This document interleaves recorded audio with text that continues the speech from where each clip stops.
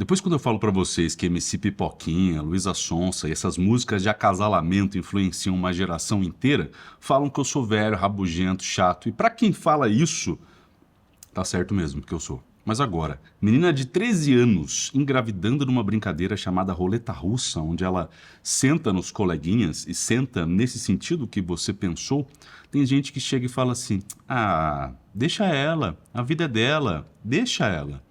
Eu deixo. Eu não sou o pai da criança, no caso das duas, né? De quem tá grávida e da que vai nascer. Mas a pergunta que eu te faço é: de quem é a culpa? Da escola? Dos pais? Dos coleguinhas? Da MC Popcorn? Das referências que as crianças têm hoje em dia? Seja de novela, de influenciadores e principalmente da música? Se você me disser que a música não influencia na cabeça de alguém, cara, eu sinto lhe dizer, está totalmente errado. Influencia diretamente no seu estado emocional e mental, principalmente quando você é adolescente e não tem seu lado racional totalmente aflorado. O fato é que, vendo essa notícia e refletindo sobre isso, eu lembrei da minha adolescência. E antes que você fale assim, ah, você sempre foi certinho. Cara, eu fui um dos piores adolescentes, só que na minha época esse tipo de brincadeira nem tinha. Então eu começo a refletir e falo, eu acho que estão me superando, que mesmo eu sendo um dos piores adolescentes, essa molecada tá se superando. Essa brincadeira eu nem sabia que existia. Na minha época é engraçado porque nas escolas tinha alguns sites que eram bloqueados, ou nossos pais também bloqueavam alguns sites em casa. E era tipo charges.com, humor.tadela, pra gente não ver charge de humor.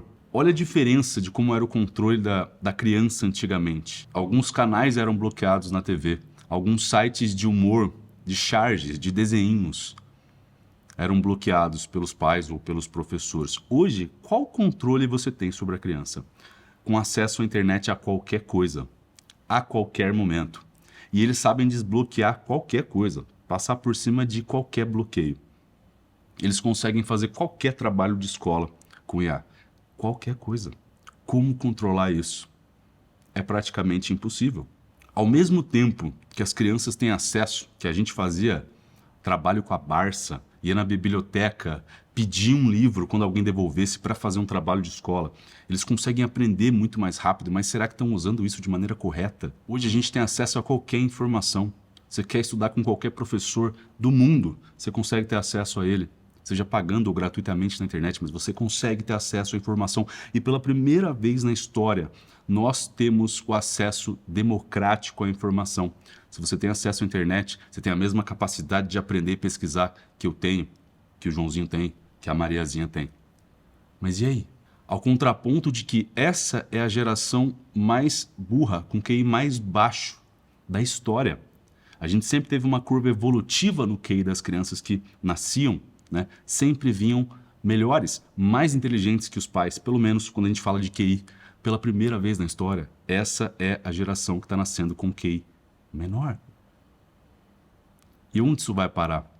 A gente sempre teve uma evolução da humanidade quando falamos em seres humanos e pensamento e rapidez de raciocínio e de aprendizado. Essa curva chegou e agora ela está descendo. E onde isso vai parar, eu não sei. Existe freio para essa ladeira? Não sei.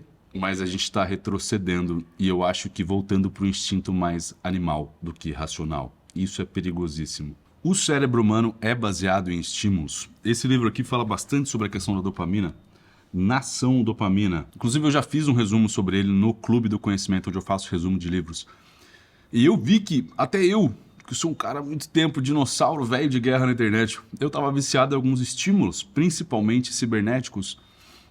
Sabe a sensação de que sempre tem alguma coisa para você ver?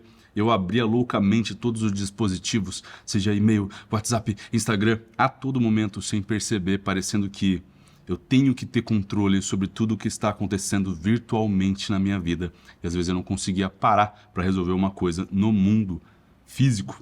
E por que eu estou falando isso para vocês? Porque me assusta um pouco e pode parecer um papo meio saudosista, mas é muito importante você rasgar o joelho na rua, se jogar um taco, uma bolinha de gude, um peão. E era gostoso fazer isso, sabe? Ficar até 10 horas da noite jogando bola, 3 toques na quadra do prédio para subir, tomar um banho e dormir. E era a opção que a gente tinha, porque eu tinha computador em casa, tinha algum jogo, mas era muito lento, não tinha internet rápida como é hoje. Então a nossa opção era brincar na rua. Eu acho que se eu tivesse internet boa naquela época, talvez eu ficasse mais em frente ao computador, como aconteceu anos depois. Mas como que a gente faz para colocar a criança para ser criança de novo, sabe? Como que a gente coloca a criança para ficar fora um pouco do mundo virtual, fora das redes sociais? A criança é uma esponja, o adolescente é uma esponja. E eu acho que muito do que aconteceu na minha vida veio de referência. E nesse momento você pode falar assim, ah, cara, mas espera aí, nos anos 90 tinha a banheira do Gugu com o Salgadinho, o Krieger, de sunga branca, pegando um sabonete numa banheira. Cara, eu acho que esse era o contato mais forte que a gente tinha, ou comprando uma revista numa banca pra ver, sabe? Hoje você põe no YouTube e tem um clipe de uma menina estourada de fio dental falando senta, senta, Kika. Vocês conseguem entender onde eu quero chegar? Então, ao mesmo tempo que o avanço do conhecimento é muito rápido e chegou para todo mundo, o avanço das coisas ruins também. Como controlar isso? Será que é educação em casa? Será que é escolhendo uma escola?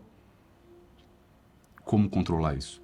Eu acho que o grande questionamento da humanidade daqui para frente é como controlar o aprendizado e a educação das novas gerações. E é isso que a gente deve focar. Porque se a gente não pensar nisso, se a gente não focar nisso, eu não sei o que virá daqui para frente, sinceramente. E me espanta muito ver os comentários nos vídeos, nas reportagens falando sobre essa brincadeira, entre aspas, roleta russa, de pessoas falando que tem coisas bem piores. E pela primeira vez na minha vida, eu acho que eu estou me questionando se eu fui um adolescente tão problemático assim, de briga, ser mulherengo, pichar muro, porque essa geração tá normalizando coisas que até naquela época eu acho seriam meio... Peraí, velho, isso aqui passa um pouco, sabe? O acesso à informação é a coisa mais maravilhosa do mundo.